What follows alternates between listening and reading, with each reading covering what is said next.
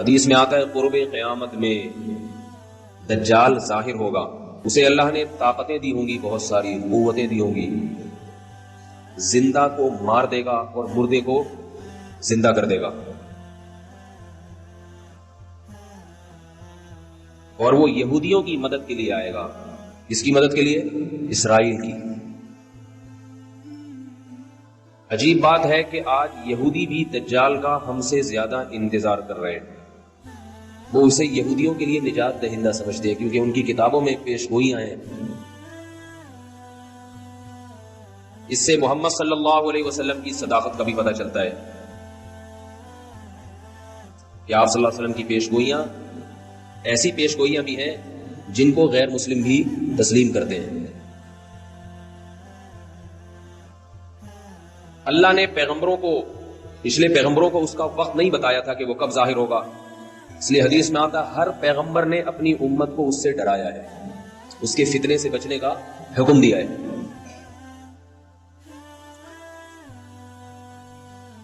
لیکن محمد صلی اللہ علیہ وسلم کے دور تک وہ نہیں آیا، یہ اس کی علامت تھی کہ وہ کس امت میں ظاہر ہوگا؟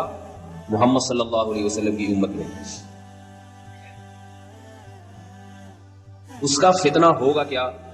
وہ ایسے طاقت اور قوت کے کرشمے دکھا کر اپنے خدا ہونے کا دعویٰ کرے گا۔ سمجھ رہے بات کو کہ نہیں سمجھ رہے؟ جو ظاہر پرست لوگ ہیں، اور ہوگا کانا۔ حدیث میں آتا ہے کہ خدا کانا نہیں ہو سکتا، اللہ تو ہر عیب سے پاک ہے۔ یہ عجیب بات آپ کو بتاؤں کہ جو گمراہ لوگ ہوتے ہیں وہ کسی کی ایک صفت کو دیکھتے ہیں، اس کے ہزاروں عیوب کو نہیں دیکھتے۔ تو دجال کے طاقت اور قوت کو لوگ دیکھیں گے لیکن اس کے عاجزی کو، اس کے کاڑے ہونے کو نہیں دیکھیں گے لوگ، کتنا بڑا عیب ہے تجھ میں۔ آپ نے فرمایا کہ تمہارا رب کاڑا نہیں ہو سکتا، اور اس کی پیشانی پر واضح لفظوں میں کافر لکھا ہوا ہوگا، کافر۔ یہ بھی علامت ہوگی کہ جھوٹا ہے، کذاب ہے، لیکن ظاہر پرست لوگ اس کی طاقت کو دیکھ کر اس پر ایمان لائیں گے۔ حدیث میں آتا ہے اس کے ایک طرف آگ ہوگی اور ایک طرف باغ ہوگا، جو اس پر ایمان لائے گا اس کو باغ میں داخل کرے گا، اور جو ایمان نہیں لائے گا اس کو آگ میں پھینک دے گا۔ آپ صلی اللہ علیہ وسلم نے فرمایا جو آگ ہے حقیقت میں وہ جنت کا باغ ہے، اور جو باغ ہے حقیقت میں وہ آگ ہے۔ آپ صلی اللہ علیہ وسلم نے فرمایا جمعہ کے دن سورہ کہف پڑھنے والا دجال کے فتنے سے محفوظ رہے گا۔ دجال آئے گا کیوں؟ یہودیوں کی مدد کے لیے۔ کس دور میں آئے گا؟ جس دور میں حضرت مہدی ظاہر ہوں گے۔ سمجھ رہے نہیں سمجھ رہے بات؟ اور دجال کو قتل کون کرے گا؟ مسلمانوں میں طاقت نہیں ہوگی دجال کو قتل کرنے کی، اس کی طاقت اور قوت کی بنا پر۔ آپ صلی اللہ علیہ وسلم نے فرمایا، روایات میں آتا ہے عصر کی نماز کا وقت ہوگا، حضرت مہدی شام میں، جہاں آج بڑی لڑائیاں ہو رہی ہیں، اللہ تعالیٰ مسلمانوں کی مدد فرمائے، شام کی مسجد میں دمشق میں حضرت عیسیٰ، حضرت امام مہدی وہ امامت کے لیے عصر کی نماز میں کھڑے ہوں گے مصلی پر۔ اچانک جب اقامت سے فارغ ہوں گے دیکھیں گے کہ آسمان سے حضرت عیسیٰ ابن مریم علیہ الصلوۃ والسلام فرشتوں کے کندھوں پر ہاتھ رکھ کے نیچے کی طرف نازل ہو رہے ہیں۔ یہ بات یاد رکھیے، یہ بات قرآن سے بھی ثابت ہے، صحیح احادیث سے بھی، کہ حضرت عیسیٰ علیہ السلام پر موت واقع، بولو بھائی، نہیں ہوئی ہے۔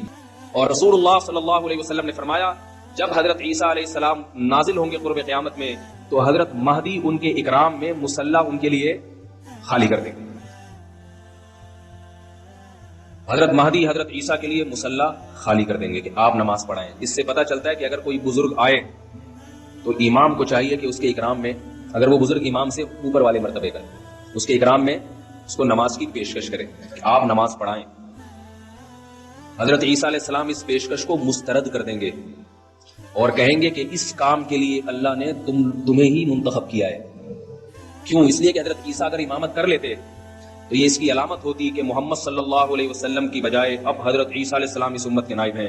اس میں اشارہ کر دیا کہ نہیں، اس امت کے امام اب بھی محمد صلی اللہ علیہ وسلم ہی ہے اور انہی کے امتی ہی امامت کریں گے۔ بتا دیں گے میں امامت کرنے کے لیے نہیں آیا، پھر کیوں آئے بھائی؟ کیوں آئے؟ یہودیت سے انتقام لینے کے لیے۔ سمجھ رہے ہیں بات کو؟ اور اس امت کو اللہ نے جو کام دیا ہے لِيُظْهِرَهُ عَلَى الدِّينِ كُلِّهِ، کہ یہ دین تمام ادیان پہ غالب آ جائے، اسلام کی حکومت پوری دنیا پہ قائم ہو جائے، اس دین کی تکمیل میں چونکہ سب سے بڑی رکاوٹ یہودی ہے، لہذا اس یہودی کے خلاف علم جہاد بلند کرنے کے لیے یہ پیشگوئیاں محمد صلی اللہ علیہ وسلم 1400 سال پہلے کر رہے ہیں. اور آج اگر دنیا کے حالات دیکھیں، آپ دنیا کے حالات دیکھیں تو آج زمینی حقائق بتا رہے ہیں کہ اسلام کا سب سے بڑا دشمن کون ہے؟ اسرائیل ہے، جو امریکہ کو استعمال کر رہا ہے اپنے مفاد میں، برطانیہ اور امریکہ کو، اور امریکہ اسرائیل کے مفاد میں استعمال ہو کے اپنے آپ کو بھی برباد کرتے چلے جا رہے ہیں. یہ نہیں دیکھ رہے کہ ہمیں اس سے کیا نقصان ہو رہا ہے. حضرت عیسیٰ علیہ السلام نازل ہونے کے بعد محمد صلی اللہ علیہ وسلم نے ارشاد فرمایا، عصابتان من امتی احرزهم اللہ من النار، عصابت تغزو الہند وعصابت تغزو مع عیسی ابن مریم. میں سوچتا ہوں کیسے مبارک لوگ ہوں گے جن کو نبی کی زیارت نصیب ہوگی، حضرت عیسیٰ ابن مریم علیہ السلام. کاش اللہ ہمیں بھی ان لوگوں میں شامل کر لے اور ایسے کاموں کی توفیق عطا فرمائے جس سے ان لوگوں میں شمولیت ہمارے لیے آسان ہو جائے. فرمائے میری امت کے 2 گروہ ایسے ہیں جن پر اللہ نے جہنم کو حرام کر دیا ہے. ایک وہ گروہ جو ہندوستان پر حملہ کرے گا جیسے محمد بن قاسم نے کیا، اور دوسرا وہ گروہ جو عیسیٰ ابن مریم کے ساتھ مل کر قتال کرے گا. جہاد کے مخالف لوگوں کو اپنے نظریے پر غور کرنا چاہیے. ایسا نہ ہو جہاد کی مخالفت آپ کو اندھا کر دے اور آپ اسلامی تعلیمات سے پیچھے ہٹ جائیں. اللہ نے جو کچھ جہاد سے محبت کرنے والوں کے لیے، جو کچھ اللہ نے اس دنیا میں اور آخرت میں رکھا ہے، وہ مخالفت کرنے والوں کے لیے نہیں رکھا. حضرت عیسیٰ علیہ السلام نازل ہو کر جہاد کریں گے اور حدیث میں آتا ہے کہ دجال کو قتل کریں گے. یہی وہ دور ہوگا جس میں یاجوج ماجوج ایک مخلوق ہے جس کا قرآن مجید میں تذکرہ ہے. بہت بڑی مخلوق ہے، بہت کثرت سے ہے. کسی وادی میں ان کو بند کیا تھا حضرت ذوالقرنین نے سیسا پلائی ہوئی دیواریں کھڑی کر کے یاجوج اور ماجوج کو وادیوں میں بند کر دیا. وہ وادیاں کہاں ہیں اس کا ہمیں نہیں، کوئی کہتے چین میں، کوئی کہتے دیواریں چین کے پیچھے، کوئی کہتے کہاں ہیں، ہمیں نہیں پتا کہاں ہیں. یہ سوالی فضول ہے کہاں ہے. اللہ نے جہاں کرنا تھا وہاں کر دیا. حدیث میں آتا ہے جب یاجوج ماجوج اتنی کثرت سے اہل اسلام کو، انسانوں کو قتل کریں گے، حضرت عیسیٰ علیہ السلام بھی ان کے قتل کرنے سے عاجز آ جائیں گے. اللہ سے دعا مانگیں گے، اللہ سے دعا مانگیں تو اللہ ان کی دعا کو قبول کرے گا اور یاجوج ماجوج کو ہلاک کرے گا. اتنے کثرت سے ہلاک ہوں گے کہ زمین انسانی لاشوں کے تعفن سے بدبودار ہو جائے گی. اللہ آسمان سے بارشیں برسائیں گے اور ان کی لاشوں کو بہا کے سمندروں میں، دریاؤں میں پھینک دیں گے، جس سے زمین پاک صاف ہو جائے گی. اور پھر اسلام کی مخالفت کرنے والا اس روئے زمین پر کوئی بھی نہیں بچے گا. محمد صلی اللہ علیہ وسلم نے ارشاد فرمایا کہ اس وقت حضرت عیسیٰ ابن مریم زمین کو ایسا انصاف سے بھر دیں گے، خنزیر کا خاتمہ کریں گے، سور کی نسل ختم کر دیں گے تاکہ کوئی سور کا گوشت اپنے پیٹ میں دوبارہ نہ اتار سکے. جو مسلمان یورپ میں رہتے ہیں اور وہ کہتے ہیں ہم سے خوراک ہمیں یہاں ملتا ہی سور کا گوشت ہے اور سور کے گوشت کی کوفتے بنا بنا کے کھا رہے ہیں، ان کو میں یہ اللہ کا واسطہ دے کے کہتا ہوں کہ دیکھو سور کتنی گندی اور اتنی ناپاک چیز ہے کہ اللہ نے اس کی نسل کے خاتمے کے لیے ایک پیغمبر کا انتخاب کیا کہ اس کی نسل ختم کر دے. وہ اگر اس کے کھانے کی کچھ بھی گنجائش ہوتی تو حضرت عیسیٰ کی ذمہ داریوں میں سے یہ ذمہ داری نہ ہوتی کہ سور کی نسل کا خاتمہ کر دیں گے. حدیث میں آتا ہے، آخری بات کر کے بات ختم کرتا ہوں تاکہ نشانیاں مکمل ہو جائیں. رسول اللہ صلی اللہ علیہ وسلم نے فرمایا زمین کو عدل سے بھر دیں گے، انصاف سے. اور جب زمین پر اللہ کی عبادت کثرت سے ہوگی، زمین زنا سے، بدکاری سے، چوری سے، رشوت سے، پوری روئے زمین پاک ہو جائے گی تو اس کی برکتیں اللہ آسمان سے اللہ کی طرف سے برکتیں کھلیں گی. جس زمین پر گناہ ہوتے ہیں اس زمین میں رزق کی برکت کو ختم کر لیا جاتا ہے. آج پھلوں میں ذائقے ختم ہوتے چلے جا رہے ہیں. آج گندم میں ذائقہ ختم ہو گیا ہے. روٹی آپ پہلے دیکھیں بچپن میں ایسی خوشبودار روٹی، اب روٹی کا مزہ ہی نہیں ہے.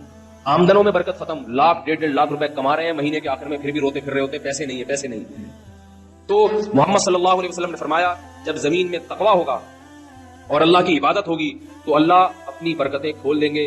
آسمان سے ایسا برکت والا پانی برسے گا، ایسی بارشیں ہوں گی زمین میں کہ آپ نے 2 مثالیں دی، ایک انگور کی اور ایک انار کی. فرمایا انگور اتنے بڑے بڑے پیدا ہوں گے کہ ایک انگور کے دانے کو نچوڑ کے کئی لوگ گلاس بھر بھر کے سیراب ہو جائیں گے اس سے. اتنے بڑے بڑے انگور پیدا ہوں گے. اور فرمایا انار اتنے بڑے بڑے پیدا ہوں گے کہ انار کے چھلکے کو لوگ سائبان کے طور پہ استعمال کریں گے. انار کا چھلکا باقاعدہ چھتریوں کی طرح بڑا ہوگا. انار کتنا بڑا ہوگا، اس کے دانے کتنے بڑے بڑے. یہ اللہ کی طرف سے انسانوں پہ رزق برسے گا. کیوں برسے گا؟ کہ انسان تقوی والی زندگی پر اور حلال والی زندگی پر آ جائے. یہ کام تو میرے بھائی حضرت عیسیٰ کے زمانے میں ہوگا اور انشاءاللہ ہو کے رہے گا. تو اللہ تعالیٰ ہمیں ان خوش نصیبوں میں شامل کرے جو حضرت عیسیٰ ابن مریم کی زیارت کریں گے اور ان کے ساتھ مل کر لڑیں گے، اور اگر بالفرض یہ ہماری زندگی میں مقدر نہیں ہے تو اللہ ہمیں وہ کام کرنے کی توفیق عطا فرمائے جس کام کی تکمیل اللہ حضرت عیسیٰ کے ذریعے کریں گے، ان کاموں کی توفیق عطا فرمائے، تقوی اور طہارت والی زندگی کی اللہ ہمیں توفیق عطا فرمائے تاکہ ہمارے رزق میں بھی برکت ہو۔